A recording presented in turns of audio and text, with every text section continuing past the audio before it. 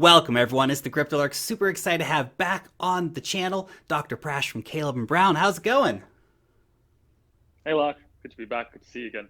Good to have you back on. Now, we're going to be talking about a whole wide range of exciting topics today. We're going to be talking about the Bitcoin halving. We're talking about Bitcoin as part of a wider portfolio strategy. Bitcoin as a safe haven asset, decentralized finance, taxes, and all kinds of fun stuff. So make sure you stick around for the chat. But just a quick disclaimer before we do begin. This is not a sponsored video, but I am an affiliate for Caleb and Brown. I've been using their services as a brokerage for a few years now, and I'm a very happy customer with their services. And if you want to join up with Caleb Brown or just even get on a call to learn some more about their personalized services, then check out the link down below and get a 30% discount on your fees. Now, that being said, we're going to be talking about Bitcoin today. So I want to know your thoughts on the Bitcoin halving. So much has been talked about it. Everyone's got speculation about it. What are you seeing from where you sit? Look, I think there's a pretty good chance that, or 50% chance that anything I say is going to be wrong today. That's probably one of the But let's most just go honest through that. answers that anyone's going to give you about the Bitcoin halving, folks. Ah, yeah. Well, um, look, there's a probably the most popular theory you'll hear out there is that it's already been priced in. If you look historically, every time there has been a halving, you have seen a price run. But this time, the build-up's been, met with a lot more suspicion than previously. I wonder if there are a number of reasons for that. This theory hasn't been tested for a while, and yes, the market in general is a little bit more aware than it ever has been in previous cycles, right? So this has been followed for a far longer time than it ever has in the past. The other factor is with this coming halving, the Bitcoin inflation rate goes from 3.7% down to 1.8%, which yes is a halving, but really in terms of absolute numbers, isn't that dramatic a decrease. And that could be another reason why we don't see as much of a rapid run as we have perhaps in previous years. Having said that, though, I think that the halving does bring to the fore one of the key characteristics of Bitcoin, which is its scarcity. And anything that reminds the market of the scarcity of Bitcoin, I think is going to be a good thing. I think will catalyze a certain amount of FOMO. And whether the recent uptick in the last week is a result of that remains to be seen. I think it hasn't been long enough for us to really tell. There's a huge amount of buy orders waiting, a huge amount of liquidity waiting in the market. So it'll be interesting to see how that pans out. But yeah, I think the halving is still, this will be a halving we'll learn a lot of lessons from, because this is the halving where there's been most mainstream awareness leading into the halving. And it'll tell us a lot about a market, and tokenomics that don't correspond to traditional markets. And these are some of the tests that will really lead us to understand the economics of Bitcoin a lot better.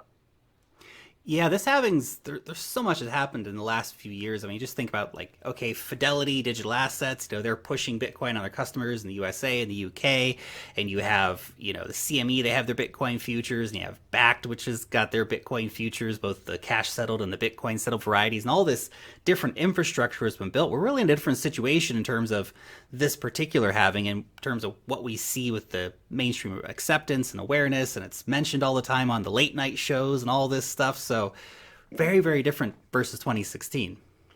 I feel like we've been talking about the halving ever since the last halving. It's been front and center, and that's again one of the reasons why this idea that it might be priced in is very prevalent. But remains to be seen. It's almost like an Very election or potentially wrong. something. It's like the day after the election, you start talking about who's going to run for the next election in 4 years. Like, it's 4 years away. Stop. Yeah, but hey, if we're talking that much about Bitcoin, I'm not complaining. That's right. That's right. Now, I want to discuss the idea of Bitcoin as part of a wider portfolio. So, where do you kind of see this fitting in with someone's? Because most people will not be 100% of all their investment into Bitcoin. They're going to have stocks and real estate and all this other stuff as well. So, what are your kind of thoughts on this? Look, I'm a believer, and even for someone like me, the idea of a portfolio that's 100% in Bitcoin, that's a sinking feeling in my stomach.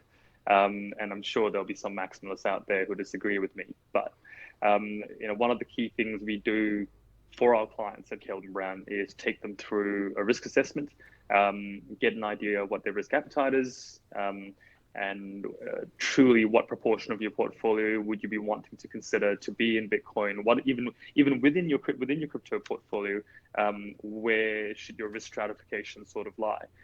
Which is not something that most people consider when they're putting money into Bitcoin, or when they're putting money into any investments, really, which I guess is one of the advantages of working through a broker. For us, the idea of Bitcoin in your larger portfolio is integral, and there's a couple of key reasons for this.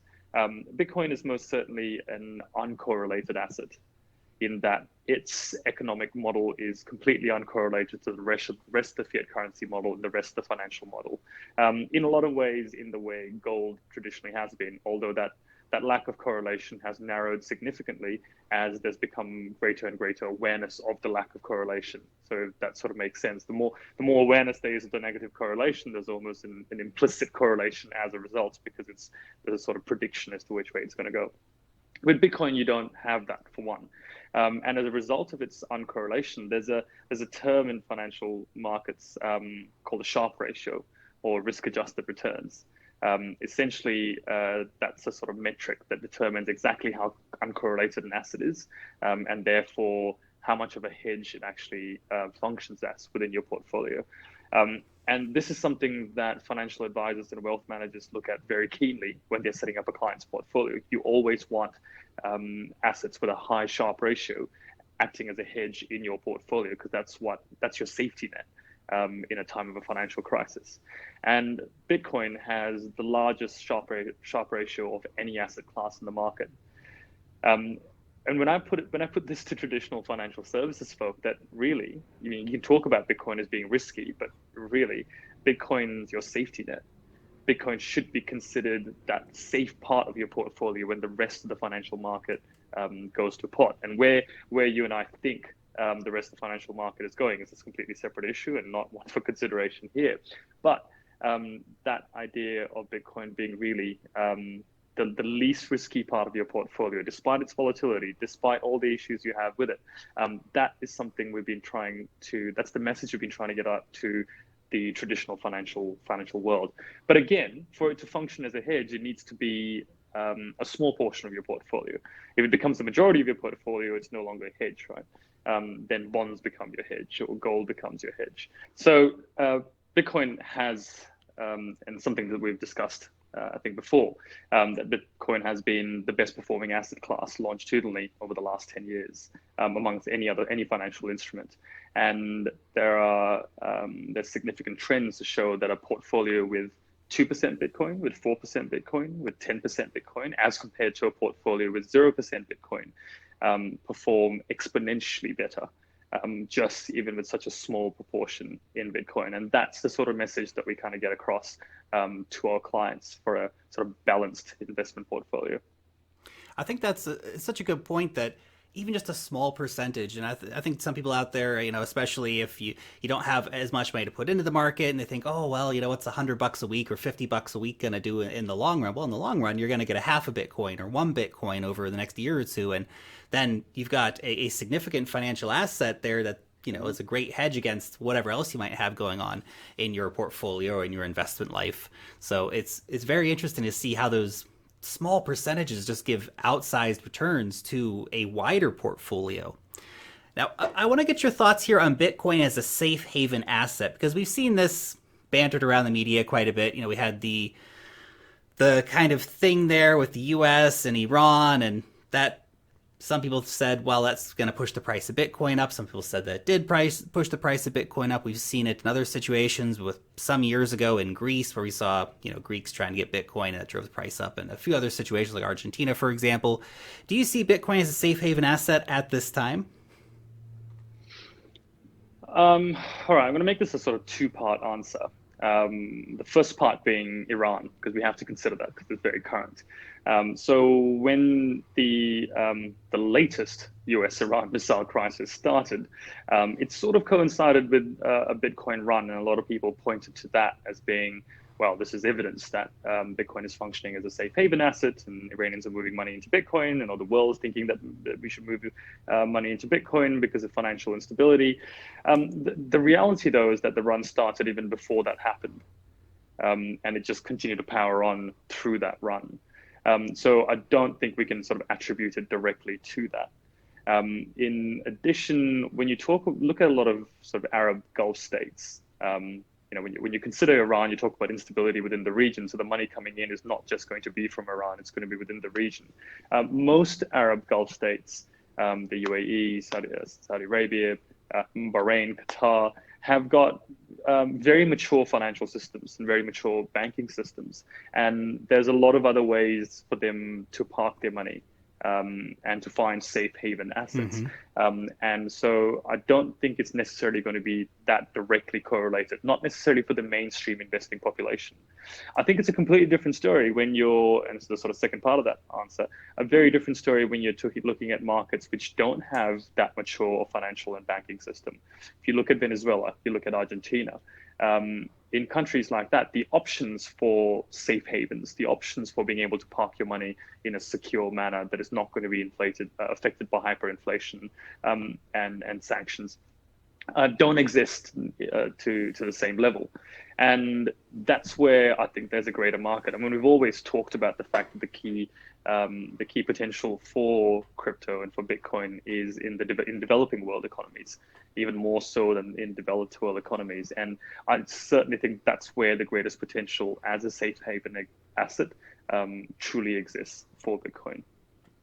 It's very interesting to see this, who actually needs Bitcoin and then who's actually using it. I remember there was a report from Statista last year, and that was actually showing that some of the biggest countries in terms of actual adoption, people who actually use and own Bitcoin, are actually the countries where we want to see it growing. Places like Turkey, places like Colombia, Venezuela, South Africa, and places like the United States or France, for example, only a very, very small percentage of the 4 or 5% versus 18 or 20% in the other countries own or use cryptocurrency. So you do see it. There is that interest there already. And, we've seen data on local Bitcoins as well that's kind of shown that, when we have particularly political turmoil in Argentina, for example, that there'll be a lot of volume going on, local Bitcoins, Argentina. So we've seen some of this happening, particularly, I think you're right about the more basket case kind of countries. Now, I did want to follow up a bit on Iran, though, particularly about sanctions.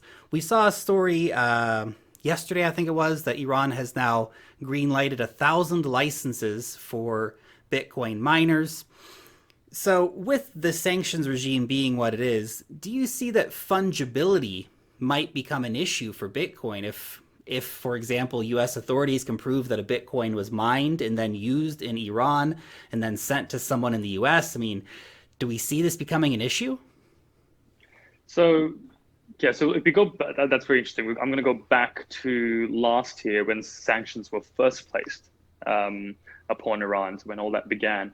And at that time, there were a lot of moves by the regime. That's when the initial talk about these licenses first started to come out.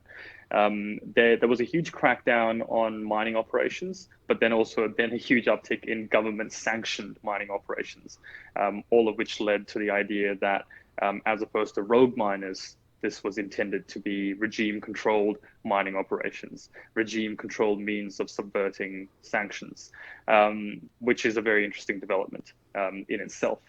But then, yes, so the fungibility, and this is one of the key things that keeps coming up when you talk to people who don't understand Bitcoin, who keep bringing up the idea that, criminals use it and it's anonymous and it can't be traced and you can money launder. But then in reality, this is the conversation we should be having. That if anything, it does make it a limiting factor. It does and it doesn't. It makes it a limiting factor if you're operating within an interface where you're transitioning between the fiat economy and the crypto economy. It isn't if you're only operating entirely within the crypto economy. So, consider the idea of sanctioned countries trading with other sanctioned countries purely in Bitcoin. No fiat interface that comes into play, no KYC therefore necessary, therefore anonymity gets to be somewhat maintained. that's a very different issue with if you're then using it to trade with unsanctioned countries in a fiat economy, at which point an interface needs to happen and at which point you can trace this down. So in that way, I certainly think it is going to be a limiting factor. Whether this will push up the value and the use case for privacy coins is something that's been considered. Privacy coins were all the rage, I'd say, about a year ago, and I think I wouldn't say all the rage, but certainly more of a rage than they are now. We've certainly seen a distinct drop in talk about privacy coins, and that's primarily because of regulation stepping up in a lot of areas, and therefore privacy coins as being an absolute no-no. But whether that starts to pick up, and I haven't actually looked into this, but I'd be keen to see what the use case and whether there's an uptick in purchasing of privacy coins, particularly places like Iran. I think that's where it becomes interesting, because that does get past the fungibility factor. The Petro Monero, it's coming. Well, it's interesting, because if we see, for example, Iran and Russia and China and Pakistan, India, for example, all trading oil and other supplies for Bitcoin, then you've got this insular economy that doesn't, like you said, get out to the fiat world, thus the banking world, which is where the sanctions exist and all these different things. So it'd be very interesting to see how this plays out, and if there is any kind of farther reaching negative implications. I mean, just the fact that Iran, who is, America enemy number one, is going into Bitcoin and kind of being open that, well, we're going to use these to evade sanctions. Do you think that might play some kind of a negative effect on Bitcoin as well? Well, yeah, I think it has to. I mean, there's two ways that, oil is the key factor here, right? And oil is always the key factor, more often than not. Literally makes the world go round. And there's two ways that America has always tried to control the flow of oil. One is the US dollar, and the second is the Strait of Hormuz. Which, if you're familiar with, is that narrow bend leading out of Iran. It's one of the main shipping channels for oil. The Strait of Hormuz is one of the most weaponized and heavily militarized maritime regions in the world. And even Australia sent warships out there to help police the region. I only see that as getting more and more controlled. If you get an idea of there starting to be a slip in America's ability to sort of control that entire market via the US dollar. And if Bitcoin starts to become the pawn in that game, the negative sentiment that will gain, I think you're going to see a media machine getting driven up. And I do think Bitcoin's sort of public impression will suffer as a result of that. Yeah, it'll suddenly become the money of the bad guys, right? I was actually thinking earlier today, I think it was in the shower, I was thinking about what would happen if Iran did become big with Bitcoin, bigger, they're already bigger with Bitcoin mining, then you start seeing this kind of, targeted drone strikes on Bitcoin mines inside Iran. Like, how crazy would that be? Forget the airfields, we're targeting the Bitcoin mines. We're going after the Bitcoin mines. No. It's not that far-fetched. It's really not that far-fetched. Follow the money, right? Always follow the money. It's where the answer always tends to lie. The further up you go, further you go up the food chain. That's it. It's totally crazy stuff. Now, we're going to totally change pace here, and I want to talk a bit about decentralized finance and the impact that you see this crazy space that we see right now, just explosion of all these different decentralized finance products. And what is the impact you see decentralized finance having on the crypto markets? Look, we've struggled with the fact that use case scenarios for Bitcoin, for cryptocurrency, just haven't, just aren't up to mark. They're just not there. We're not seeing enough usage. And that's been one of the factors. There's been this circular argument of there's not enough use case scenarios, therefore it's not going to drive the network, therefore it's a limiting factor for Bitcoin, therefore there's not enough use case scenarios. And yes, it's gotten a bit tiring. But I think finally we are starting to see the development of one of the most legitimate use case scenarios, and very much in line with the ethos of Bitcoin. The idea of, we often talk about banking the unbanked, but then if you really drill down to it, one of the cardinal ethos of Bitcoin is unbanking the banked. And to unbank the banks, you need a credible alternative to financial models, and that's where DeFi comes in. It's still a tiny, tiny market. I think the total assets held in DeFi is something like 700 something 700 something million, which is still tiny. It's a Tiny. toenail on the body of finance, an That's absolute it. toenail. It's like But it's the stuff under the toenail even. it is, it is, yeah. But the fact that, I mean, regardless of the volume, there are probably three main areas in which DeFi is starting to exert influence. The first and most obvious one is lending. I mean, there are a couple of projects I can throw out. MakerDAO obviously has the lion's share of lending. Celsius is probably the project that I'm most familiar with. But there are more and more credible lending operators. Now, they've been around for a while. You know, crypto lending, the idea that you can sort of store your Bitcoin and earn interest on it, and vice versa. You know, borrow with collateral. The idea has been around for a while. A lot of these companies have been around for a while. But one of the reasons why it never took off for a long while, it's taken a while, is because of the worries about counterparty risk. Who are these guys? I still remember when Celsius first sort of launched. I too was like, well, yeah, looks attractive, but who are these guys? How can I trust them? Is that 6% a year worth the counterparty risk of losing all of my Bitcoin? And that is something that is an answer that only time was going to provide. And as we've gone through and over the course of the last year, particularly, the infrastructure has been ramped up considerably. Crucially, custody has improved considerably, and underwriting of those assets has improved considerably. And that's been the key difference, right? Before that, all you had was a custody service that provided returns. Now you've got something more resembling a custody solution, a proper solution, because you do have this safety net of underwriting. Different lenders have got different levels of underwriting and insurance. And so that makes it more attractive to maybe smaller users. However, there's also an additional cost that comes with having a smaller mass held. But the key point, and that's something that will start to declare itself again over time. But the key factor is that it's become far more trustworthy, and it's proven itself over time. And I think this year, 2020, we'll start to see a significant increase in the usage of lending, and more people start to trust that. So that's one. The second would be DEXs, decentralized exchanges, and I'm not going to start naming them because there's a lot of good ones out there. That's for sure. Yeah, there are enough of them out there. And the fact that they provide a credible alternative to not operating within the fiat interface at all does allow that whole alternative market to flourish. And the third would be synthetic derivatives. And I mean, I'm going to have to name a product here. Synthetics is probably, it's captured the market there. Again, 2020 is where we're really going to see quite a bit come out of this space. Something more closely resembling the products that are available in the traditional financial services market.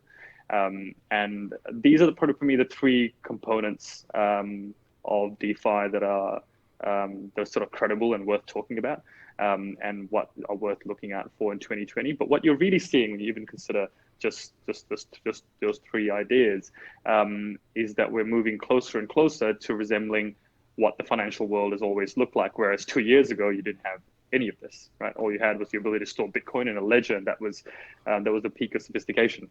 But we're encroaching, even if very slowly, on the financial model, and it's in a lot of ways it's not a bad model to copy, because that is what you have greatest comfort with. That's what people are used to, and this is what the financial world or the economic model has been built on. And so to enable as smooth a transition as possible, I think it needs to happen in the way that is most comfortable and has the least friction for most users. And that's what the DeFi initiative is promising right now.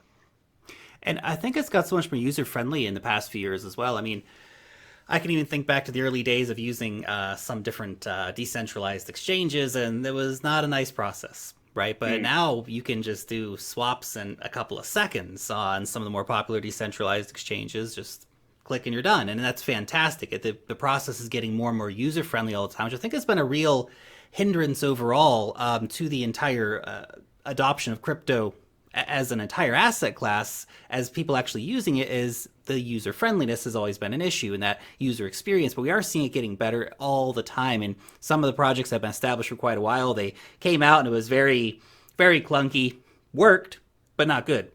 Now, Yeah. those it's one click and you're done, and we're getting better all the time. And you will see that exponential growth come behind that.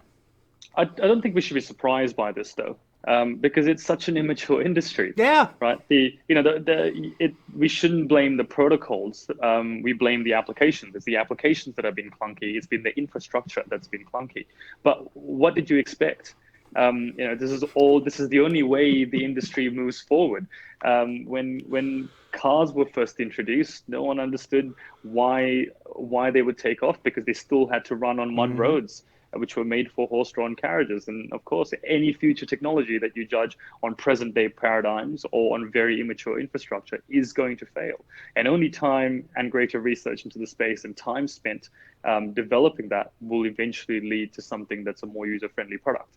And yeah, that's exactly where we are today. I don't think we should be surprised. This is the sort of natural progression of the industry, and I'm glad we're here at its infancy. That's it. Oh, it's such an exciting time to be involved in cryptocurrency without a doubt. And I think car analogy is really good. It's imagine the Model T Ford, right, back in the day, and now you have the Tesla, right, the Roadster, and wow, what a difference between automobiles. And we're getting those similar results out of cryptocurrency right now, except it happens much faster because technology is just moving faster than it did 100 years ago. But something as timeless as the Model Ford T, that moves us into our next conversation here, which is about taxes, the ever Okay. present.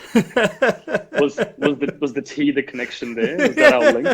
I have Good no idea. segue, We're just Lark. gonna throw it in there. Anyways, Good segue. we'll talk about taxes a little bit before our final topic here today. So, Yeah. tax season is upon us. It's one of those things that keeps coming around as much as you might not like it. But crypto and taxes, I think for a lot of people, this has been something that's really just causes a headache.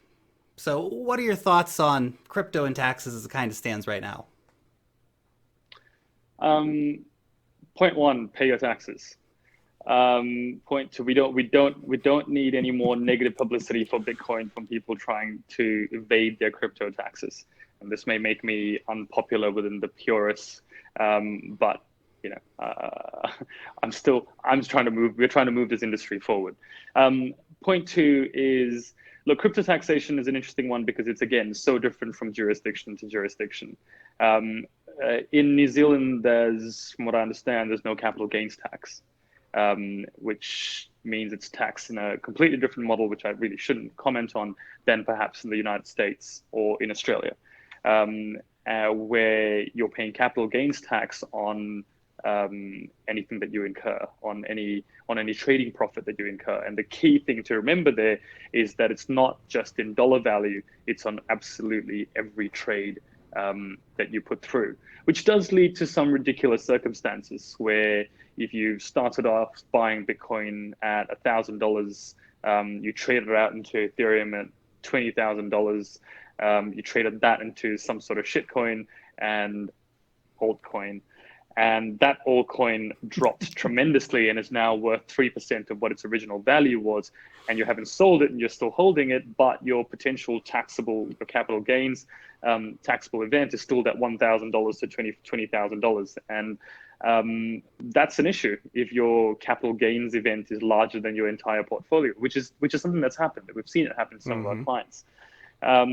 And we have our own taxation partner, and so we offer that as an all-inclusive service to our clients, a full taxation advisory, capital gains calculation, because sometimes when you're trying to calculate each one of those trades, you're ending up with thousands and thousands of trades. And it's impossible to keep track of and impossible to find the most optimized way to calculate what that eventual end amount is. There are a number of different ways in which to calculate it. I'm forgetting the names that I use. LIFO, HIFO, last in, first out, first in, last out. Mm-hmm. There's various different means that accountants use to sort of calculate that. But it's not the key point is that it's not as simple as you think it is. It's not just purely the value you bought it at and the end value of your portfolio right now. There's a significant amount of nuance that could be attached to it in terms of minimizing your potential taxable income on cryptocurrency. And yeah, if you're unsure, speak to an accountant or speak to us and we'll set you up with our taxation service. But yeah, pay your taxes. Pay your taxes, guys. And that taxation service that you guys can hook people up with, is that just for Australians, or is that for most people in the world? We can confidently say that we can do that for Australians. We can offer it as a bookkeeping service for clients not in the Australian jurisdiction, but we wouldn't be able to put an accountant stamp on it, for example, because obviously accountants are regulated by jurisdiction. We're working on partners in the United States, but again, that's complicated because there's a difference from state to state to state. And if we're going to accumulate more than 50 taxation partners, that does make everything a bit messy, but we'll work on a solution. A vast majority of our clients still originate from the United States, and we are sort of committed to providing the best level of service we can. So we'll get there.